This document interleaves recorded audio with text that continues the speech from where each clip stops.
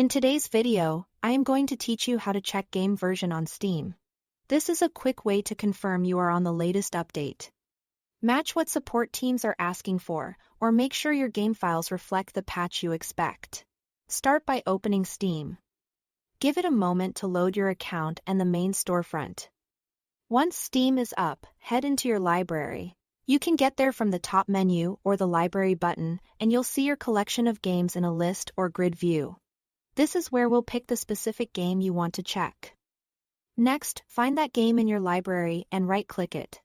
You can right-click the title in the left sidebar list, or the tile in the grid, both work the same. From the menu that appears, choose Properties. This opens a separate window dedicated to the game settings and details. Don't worry, you are not changing any gameplay options here. We're just looking for information. In the Properties window, look to the left-hand side for a column of tabs. Click on Updates. This section controls how the game receives updates, like automatic or scheduled downloads.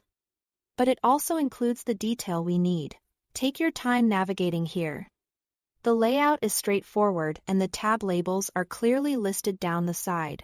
Now, look toward the bottom of the Updates page for a line labeled Build ID. It's typically a long number, and this is effectively the game's exact build on your system. Think of it as the precise fingerprint of the version you have installed. If a developer mentions a specific build in their patch notes, this is the number you compare against to confirm you are up to date.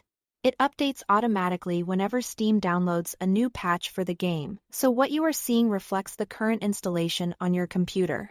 A quick tip for clarity. Different branches of a game, like a public release or a testing build, will have different build IDs. So the build ID you see here always corresponds to the branch your game is currently on.